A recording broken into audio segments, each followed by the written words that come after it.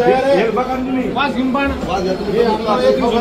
Shooting सुरू काय बोलतील हा आमदार साहेबांना आज म्हणजे आमने तर काय आमदार साहेब तुम्हारे को आमदार एक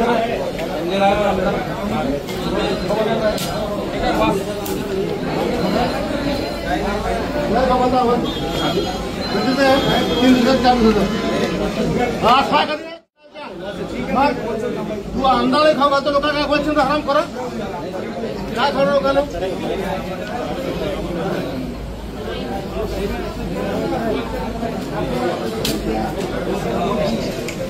मला असं ना होईल तुम्हाला काय खवाल तिने काय हे लोक सांगू मला हे संतोष हे जरा पॅक कर आणि पुढे अंडर जोरांना बोलव ठीक आहे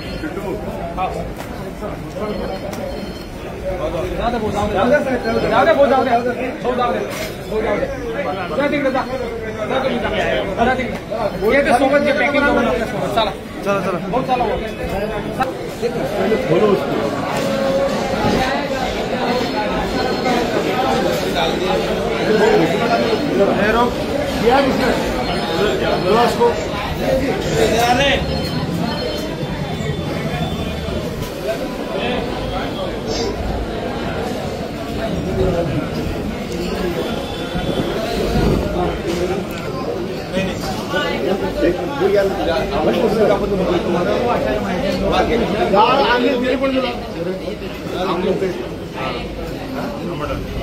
आंबट नाही गंदा वास आहे कोणी निघाले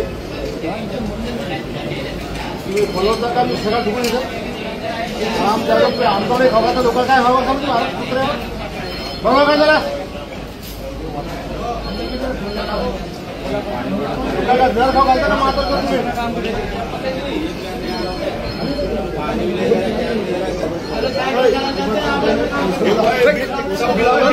बंद करा तुम्ही आमदार दे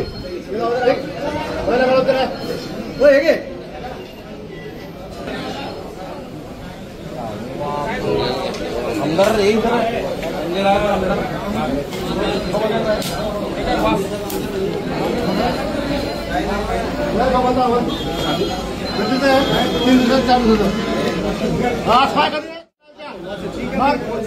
तू अंदाजे खाऊ घालतो लोक काय बोलशील आराम करा काय खरं लोकांना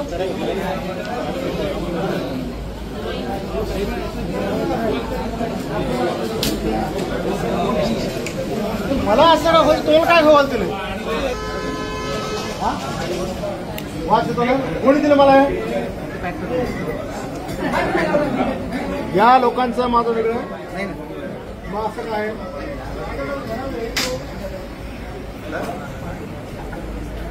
काय तू मॅनेजर हा तुम्ही असं खवालता लोकांना दुसरं काय हे लोक सांगू मला हे संतोष हे जरा पॅक कर आणि पुढे अंडर जोरांना बोलव ठीक आहे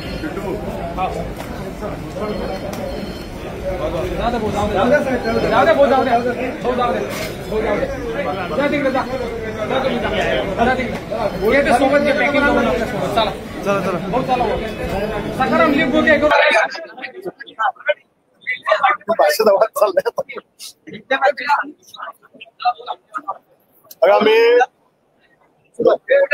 मी मुंबईमध्ये 1986 पासून या ठिकाणी येतोय आणि 30-35 वर्षापासून या आकाशवाणीच्या कॅन्टीन मध्ये आम्ही लंच किंवा जेवण त्या ठिकाणी घेत असतो. काल रात्री सुद्धा मी नेहमीप्रमाणे माझ्या रुटीन वेळेवर 10 वाजता एक 2 चपाती डाळ आणि राईस याची मी ऑर्डर त्या ठिकाणी दिली आणि ऑर्डर आल्यानंतर मी एक घास खाल्ल्याबरोबर मला वाटलं की काहीतरी याच्यामध्ये गडबड आहे आणि दुसरा जेवणाचा घास घेतल्याबरोबर मला वोमिटिंग त्या ठिकाणी झाली आणि वोमिटिंग झाल्याबरोबर मी आहे तशा अवस्थेमध्ये कॅन्टीन मध्ये आलो आणि त्या कॅन्टीन वाल्याला मी विचारलं की बाबा तुम्हाला जेवायला कोणी दिलं त्या लोकांना जरा बोलवा. त्यांनी त्या लोकांना बोलवलं मी त्यांना त्याच्यातला मी स्मेल दाखवला आणि स्मेल दाखवल्यानंतर तो म्हणतो हे बहुत गंदा आहे. मग मी मॅनेजरला बोलवलं त्याला दाखवलं जेवणारी 8 लोक होती त्यांना दाखवलं सगळ्यांनी सांगितलं की हे निकृष्ट नाही हे सडलेलं कुजलेलं जेवण आहे आणि त्याच्यामुळे ती त्या ठिकाणची प्रतिक्रिया माझी त्या ठिकाणी झाली. यापूर्वी या कॅन्टीन मध्ये 15-15 दिवसाआधीचं नॉनव्हेज द्यायचं अंडी 15-15 दिवसाची 4-4-5-5 दिवसाच्या भाज्या या संदर्भात मी एमडी कडे तक्रार केली. मी फूड अँड ड्रग्ज विभागाला तक्रार दिली. इव्हन त्या मालकाला समजेल त्या भाषेत समजून सांगितलं, मराठी सांगितलं, हिंदी सांगितलं, इंग्लिश सांगितलं आणि शेवटी हात जोडून सांगितलं की कृपा करून महाराष्ट्रातल्या लोकांच्या जीवाशी खेळू नका, आमदाराच्या जीवनाशी खेळू नका. आणि या कॅन्टीन मध्ये आज जर आपण विचार केला तर दिवसाला अधिवेशनाच्या काळात 10,000 ग्रामीण भागातले अधिकारी असतील, कर्मचारी असतील, शेतकरी असतील, पक्षाचे कार्यकर्ते असतील, हे येतात आणि शासकीय कॅन्टीन आहे म्हणून आपल्याला जेवण स्वस्तात मिळेल या भावनेत त्या ठिकाणी जातात. पण जो कॅन्टीनचा मालक आहे त्याला 30 वर्षापासून सारखा कंत्राट मॅनेज करून दिला जातो.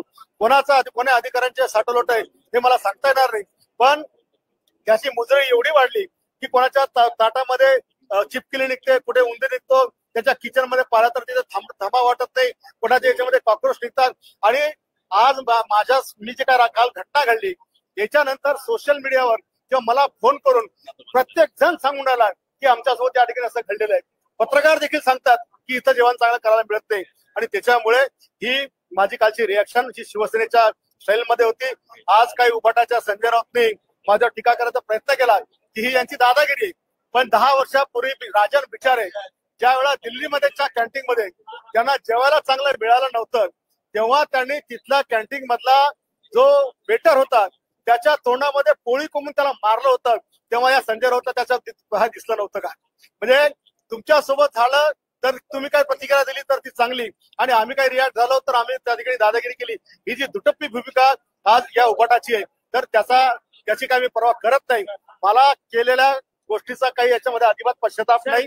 मी विधान भवनामध्ये आज अध्यक्ष महोदयांनी जर मला परवानगी दिली तर हे निकृष्ट सडलेलं जेवलेलं कुंजलेलं जेवण मी इन्फॉर्मेशन पॉइंट ऑफ इन्फॉर्मेशन मध्ये जर अध्यक्ष महोदयांनी परमिशन दिली तर मी हा मांडण्याचा प्रयत्न करणार आहे.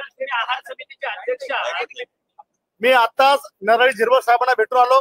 त्यांना सांगितलं की याच्यावर आपण कारवाई करा. त्यांनी सांगितलं की यापूर्वी मी 3 महिन्याआधी 2-3 महिन्यापूर्वी याचा टेस्ट घेतला पण आतापर्यंत रिपोर्ट आला नाही. अशा प्रकारे जर रिपोर्ट अधिकाऱ्याकडे येत नसेल तर हे आपल्या सगळ्या लोकांच्या जीवनाशी खेळणं आहे.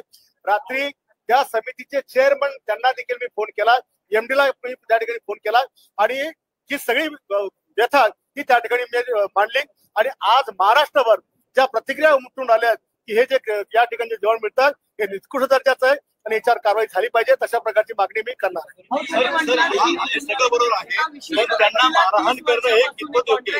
मारहाण करणं कितपत योग्य? ज्या वेळेला हात जोडून विनंती करून सगळ्या भाषेत सांगून जर वारंवार त्या चुका करत असतील तर माझी शिवसेनेची स्टाईल हीच आहे. ते आमदार आहेत, आमदार जरी असतो तर मी माणूस आहे. आमदार जरी आला तरी माणूस आहे आणि जर कोणी माझ्या जीवाशी खेळत असेल तर मला माझ्या जीवन रक्षणाचा मला पूर्णपणे अधिकार आहे.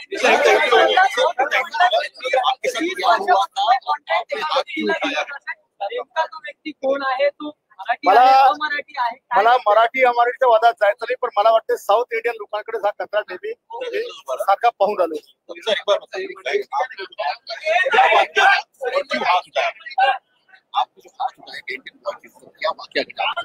देखिए जब कोई मुझे पॉइजन खिला रहा हो तो मैं इसकी पूजा करूंगा.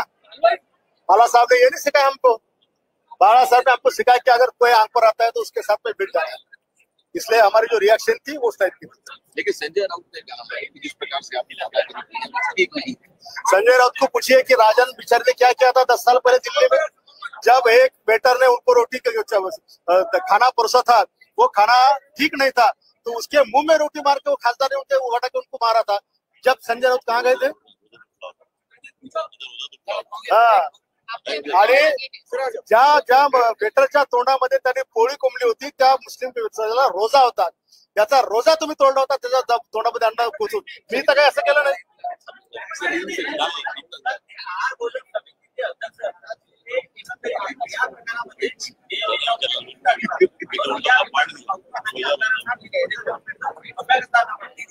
मी त्या समितीच्या अध्यक्षाला पण रात्री फोन केला की तुम्ही फक्त केवळ आमदारच नाही त्या कॅन्टीन मध्ये येणारा प्रत्येक कोणी असो तो पत्रकार महोदय असतील, आमदार असतील, अधिकारी कर्मचारी पक्ष कार्यकर्ता या संदर्भात या लोकांनी लक्ष द्यायला पाहिजे. आता तुम्ही सगळं जगासमोर एवढं मीडियाने आणलं की प्रशासनाने स्वतः जाऊन या सगळ्या गोष्टी पाहिल्या पाहिजे.